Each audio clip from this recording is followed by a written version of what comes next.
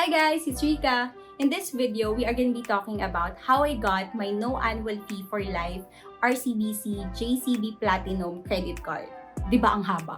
So sa video na to, we are going to be talking about the complete timeline. So kagaya ng mga nagawa ko ng credit card videos in the past, dinidiscuss ko yon yung complete timeline. Kasi itong video na to, meant siya for people na interested sa first, sa mga platinum cards, specifically for RCBC Platinum Credit Card, mga nag-apply na or mag-a-apply pa lang, and then clueless na sila paano na yung process, paano yung timeline, ano mangyayari after na-receive yung offer or after nila mag-apply. So pag-uusapan natin yan in detail. We are also gonna unbox this. Of course, bukas na to, pero meron akong recording nung in-unbox ko siya para mapakita ko din sa inyo how it looks like, paano, ano itsura ng card, sino yung courier, paano yung delivery. I'm gonna share ano yung mga features ng card na to, saan siya magandang gamitin. Also, some of the tips and tricks na masashare ko based on my experience. And guys, don't forget to watch the video, entire video, kasi magkakaroon din tayo ng giveaway. In celebration of one of our recent milestone, which is na-reach na kasi natin yung 1,000 subscribers. And pataas rin yung views talaga natin. And Wilmer and I are very happy. Kaya naman, we also wanted to give back to the people na nanonood sa amin, also our friends and families. So we're gonna be doing a series of giveaways. So guys, I'm very happy kasi I think this is my first platinum card. This is the first from RCBC. Pero, meron kasi ako ng City Rewards Plus. Tapos nakalagay kasi dun sa card, Visa Platinum. Pero hindi ko siya kina-consider as, platinum na high tier card. Kayo ba, kung meron kayong card na yon, do you consider that as a platinum card? Anyway, balik tayo sa RCBC. So guys, a quick disclaimer muna.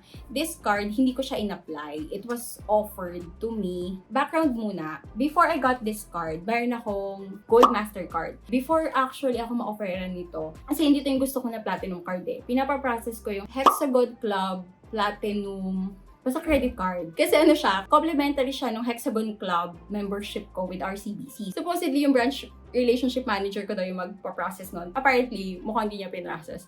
So, yun na nga, kasagsagan nung pinapa-apply ko yun, bigla may tumawag sa akin na customer service rep from RCBC and in-offer nila tong platinum card. Bago nila to i-offer, in-offeran pa ako ng gold visa. So parang ako, gold na nga yung existing card ko, tapos gold visa ulit. Parang hindi ko in-entertain yun kasi ayoko nga ng gold visa. Kaya ako umabot dun sa pina-apply ko na yung Hexagon Club ko. Tapos hindi siya pin-process, ganyan. So, tapos bigla may tumawag ulit. Tapos in-offer to, natuwa ako dun sa sinabi na no annual fee for life daw. Kasi yung gold card ko na existing, hindi siya no annual fee for life. So parang ako, wow, platinum card siya, tapos no annual fee for life. Eh hindi naman ako new to bank. Tapos, JCB pa siya. If you know guys, wala pa akong ibang card brands bukod sa Mastercard at Visa. Although may ginawa ko before, BDO kasi parang binigyan nila ako ng Diners Club International, pero hindi ko siya bet. I think mas magagamit ko tong JCB. Tapos, ang maganda pa, at least mayroon akong alternative other than Mastercard and Visa. Pinag-isipan ko yon that time yung offer. Yung offer kasi, for the beginners na nanonood, basically, pre-qualified ka na. Actually, approve na yan. Pag mag-yes or no ka lang. Sa experience ko with RCBC, hindi ka nahingian ng details. So, pag tinawagan ka sa phone, ang kailangan lang nila sa'yo is yes or no. Nung unang tawag nung agent, sabi ko, pag-isipan ko muna. Kasi nga yung Hexagon yung gusto ko. Dahil nga, ang dami pang ek-ek ng Hexagon ko. Sayang naman tong offer na to. Tapos, nung annual fee for life siya. Kaya, ginawa ko na, finish ko na siya. So, eto na siya.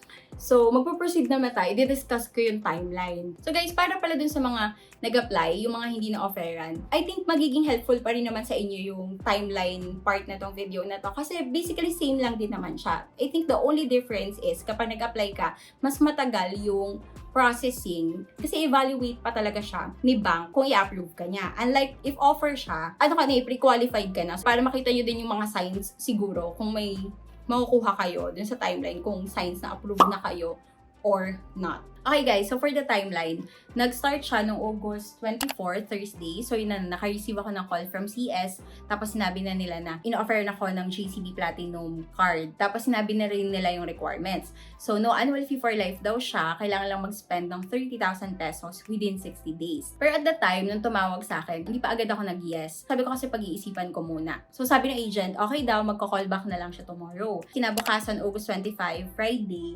Actually guys, may listahan ako. So nung August 25, tumawag din siya ulit. Tapos yun na, in-accept ko na yung offer nun. Kinonfirm ko din guys, kasi ayoko nang mamaya kinuha ko yung card, tapos hindi pala siya no annual fee for life, no? So, kaya ko lang naman siya talaga in-accept kasi yun yung mga main feature na gusto ko for the cards. If bago ka sa channel na to, isa sa mga ina-advocate ko talaga ay huwag kayong magbayad ng annual fee. Kasi may ways naman para mapa-waive nyo yung annual fee. Mataas kasi yung mga annual fee. And pag nagka-credit card naman kayo, pwede naman kayong mag-apply for cards na no annual fee for life. Kasi malaking bagay yon guys. Pwede nyo na savings yon yung ipangbabayad nyo ng annual fees. Eventually din kasi ang goal ko for all my cards ay matitira na lang lahat no annual fee for life. Halos lahat naman ng cards ko, ganun. Pero may mga i-eliminate pa ako. And may plan ako and strategy ako to do that. So, manood ka ng mga iba ko pang credit card video. O, diba? Ang dami ka na naman sinabi. After nun, next week na, August 31, Thursday, may text na from RCBC na thank you for applying for an RCBC credit card. Tapos, we are currently processing your application. Tapos, nagbigay na siya ng reference number. Tapos, sabi niya, please expect an update via SMS within 10 working days. The following week, September 4, Monday, so a few days lang yan, pinalipas niya lang yung weekend. May text na ulit, your RCBC credit card is on its way to you. Pak, ganun lang kabilis. Diba? Yun yung sinasabi ko na kapag offer siya, different siya kasi pag nag-apply ka, mas mabilis talaga siya pag in-offer na sa'yo. Kasi ano na yun eh, pag nag-yes ka dun sa offer nila, de-deliver na sa'yo yung card. Tapos, sinabi na kung sinong courier yung magde-deliver. Entrego will deliver your card. Tapos, meron na rin siyang binigay na reference number. Tapos, natatrack ko na din siya. Pwede mo na i-track agad yan. Punta ka lang sa website ni Entrego. May note na rin dyan si RCBC. Ito yung maganda kay RCBC, guys. Kasi hindi siya mahigpit in terms of receiving your card. Kapag wala ka, okay lang. Basta magde-designate ka ng authorized person mo. Tapos mag-iiwan ka ng authorization letter and ng ID mo. Para kung hindi ka available, pwedeng yung authorized person mo na lang yung mag-receive ng card on your behalf. So from Monday, since natatrack ko naman yung card ko, September 7 na yung sumunod. Thursday morning, after 3 days, ng text na on its way to you, naka-receive na ulit ako ng text na de-deliver na siya. So, dineliver na siya ng umaga. Tapos, ng afternoon, ito yung nakakatawang part dito. Kasi minsan, yung mga banks, minsan delayed yung, yung mga notifications niya via email or minsan SMS. Nung hapon, kahit na-receive ko na yung card, may text pa si RCBC. Ang sabi niya, congratulations, blah, blah, blah. Na-approve na daw yung card, tapos will be delivered within 16 days. Hello girl, na-receive ko na kanina umaga. Nung nakuha ko yung card, hindi ko pa siya na-activate agad. Kasi ang gusto ko mangyari, before ko siya i-activate, gusto ko talaga ng confirmation na pag talagang in-activate ko siya, matatag siya as no annual fee for life. Kasi malaki yung spend requirement niya, 30,000. Mamaya mag-spend ako, tapos hindi naman pala siya matatag. So, nag-call pa ako to confirm. So, kinabukasan September 8, Friday, tumawag ako. Tapos sabi nga nila, oo, matatag daw siya. So, apparently pala guys, para di sa mga nanonood, September pala ngayon. So, may time pa kayo humabol. Nalaman ko dun sa mga customer service representatives ni RCBC, lahat sila nakakausap ko dun, sobrang bababait nila and friendly. Na actually, kaya pala siya no annual fee for life, yung JCB Platinum ko. Kasi naka-promo sila ngayon. Kung may first card ka na, offerin ka na ng second card, yun, magiging no annual fee for life yung second card mo. Promos nila siya for existing RCBC customers na I think in good standing. Tatawagan ka na lang ng marketing. Kung meron kayong card, may existing card kayo kay RCBC and gusto nyo siguro ng mga platinum cards na no annual fee for life, baka pwede na try nyo yung tawagan. Tapos tanong nyo kung merong existing promo sa account nyo. Kasi baka mamaya qualified kayo. So try nyo na lang din. If hindi ako nagkakamali, hanggang December 31 yung promo nila. Pero guys, hindi ako sure ha, kasi yun lang yung naintindihan ko dun sa call. So guys, no September 10, Sunday, saka ko pala siya inactivate. Tapos after ko inactivate yung card ko, isa pang tip, si RCBC guys, meron siyang virtual card. Ang tawag ni RCBC doon is web shopper. So ako, gumagamit talaga ako ng web shopper. At lagi kong minimension sa video ko yan, gamitin niyo yung web shopper, especially pag mag-shopping kayo online, para ma-prevent nyo yung talagang main card nyo, hindi siya ma-compromise. Kasi sobrang dami namang scams ngayon. Alam naman natin guys yan. If di mo pa alam, yung web shopper is a virtual card. So, ini-issue yung web shopper for free, usually. Sa BDO, ano yan eh, free din yan. Tapos sa RCBC, free. Sa BDO, nung pinadala nila ako ng card, kasama na agad yung virtual card. Virtual card yung tawag nila sa web shopper. Si RCBC, kailangan mo pa i-request. So, nung inactivate ko na yung card ko at that day, tumawag na rin ako sa CS para mag-request ng web shopper. Ayan guys, yung itsura niya ay nakalagay, web shopper. Ito yung web shopper nung gold card ko. Tapos manipis lang yan. Virtual card version siya ng card nyo. Tapos, yung credit limit niya, hindi same nung actual card nyo. So, if ang credit limit nung platinum ko, for example, is 10,000, percentage lang or portion lang nun, let's say mga 30% lang nun, yung limit na tong card. Kasi pang online lang to, hindi siya pang lahat. Natutunan ko din sa agent ulit, hindi na daw sila nag-i-issue ng physical card. So, ang turnaround time nung request ko, 5 days lang kasi hindi na siya dinideliver. Isasend na lang siya sa email nyo, tapos virtual na siya, copy na siya. If naka-receive kayo ng RCBC, maganda na mag-request din kayo for a web shopper card. Tapos guys, kinabukasan, ginamit ko na siya kasi gusto ko na matag na yung card as no annual fee for life. Ang isang tip ko dyan, guys, pag may mga ganong requirement, kasi medyo malaki yun, like 30,000 yung kailangan spend.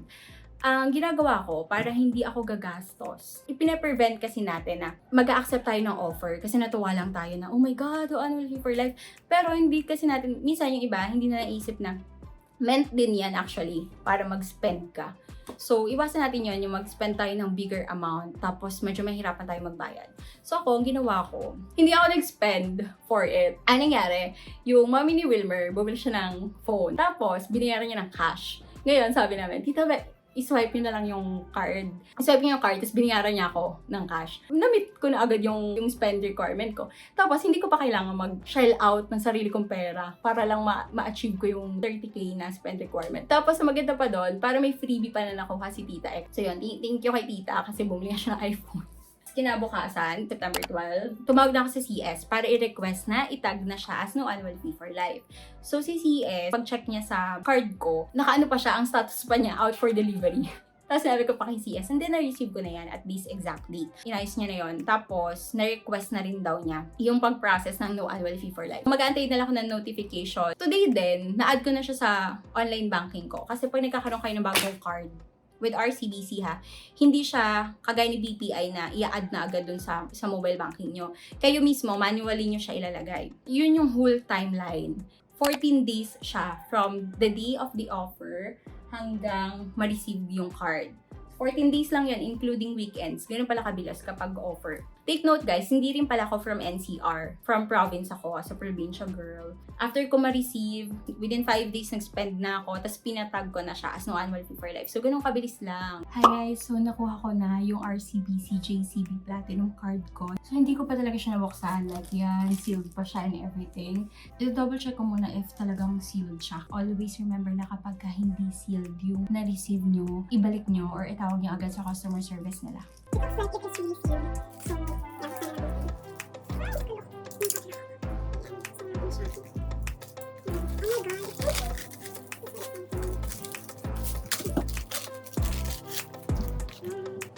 Looks like sealed naman siya. So, ganyan yung tsura niya, guys.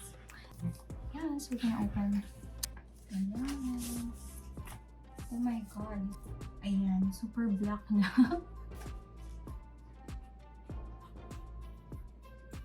Ay, kaloka.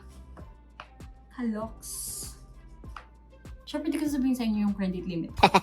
Pero, ano naman siya, fit naman siya for the platinum tier category and nasa 6 digits siya. So, alam niyo na agad na hindi 2 million, di ba? Char lang. Ito siya.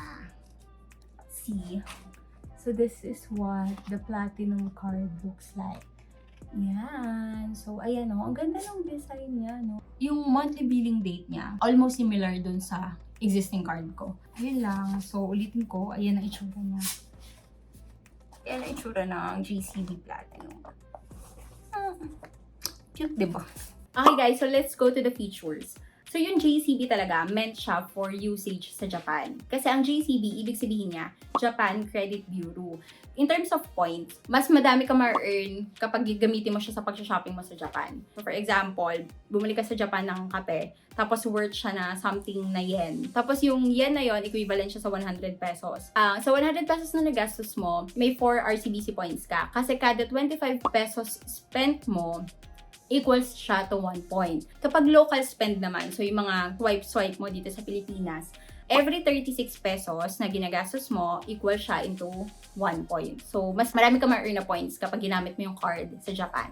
Tapos, syempre, yung points niya, RCBC points, maraming pwedeng paggamitan yan eh. Pwede mo siyang i-convert into air miles, cash rebate, cash deposit sa RCBC account mo, pwede ring shopping vouchers. Depende na sa'yo kung anong gusto mo mangyari sa points mo. Kung gusto niyo malaman yung point system, pwede kayo pumunta sa website ni RCBC. Tapos, nandun yung mga conversion niya. Siyempre, since yung card na to is actually meant for travel siya, meron siyang free travel insurance and purchase protection. Tapos, ang pinaka-gusto kong feature ng card na to, kaya ko siya kinuha, is yung airport lounge access. Meron kang complimentary access sa airport lounges in Japan and Hawaii, and JCB Plaza lounges in major cities including Honolulu, Guam, Taipei, Singapore, Paris, Seoul, Bangkok, and Hong Kong. So kung traveler ka talaga, okay na card tong JCB Platinum. Tapos kung nasa Philippines ka naman, kung local travel, meron kang free access sa Marhaba Lounge in NAIA Terminal 3. Kailangan mo lang daw ipakita yung card mo. Free access ka, pati isa mong travel companions. Libre yon sa 2 tao sa isang card. Usually kasi guys, yung mga airport lounges na yan, may bayad yan if wala kang membership or wala ka ng mga cards na partners nila. So, yung Gold Mastercard ko kay RCBC, pwede rin siyang mag-access actually sa Marhaba Lounge. Kaya lang parang magbabayad ka ng fee.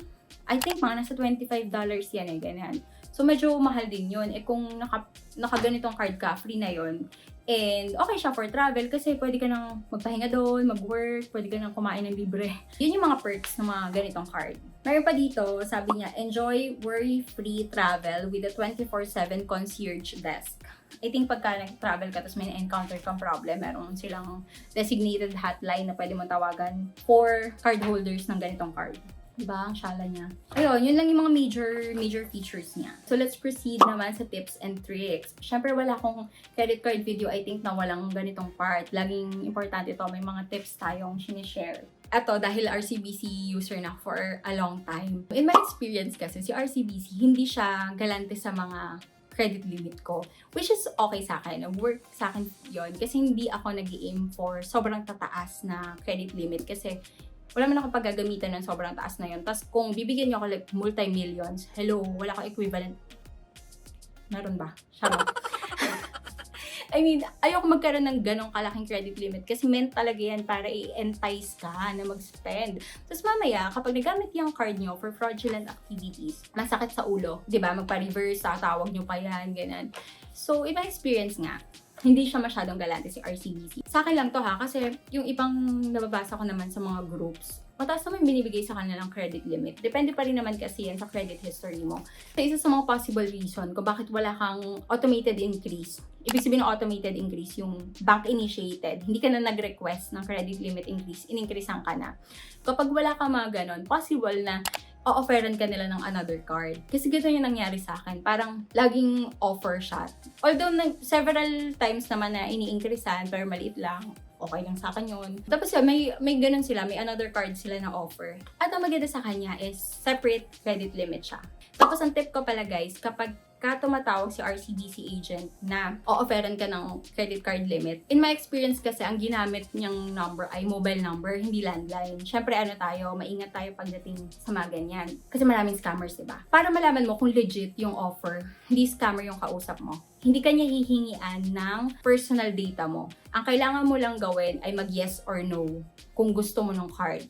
Yun lang. Tapos, ang nangyari sa akin nung kinabukasan na nag-yes ako, hiningan lang ako ng tin lang. Kung gusto mo talaga na i-sure na legit yung tumawag sa'yo, especially kung mobile number, pwede mo ipa-verify yan sa mga RCBC customer service. So, kung ginagawa ko sa Twitter nila, responsive naman sila, pwede ka namang mag-chat sa Twitter nila or sa mga social media nila siguro.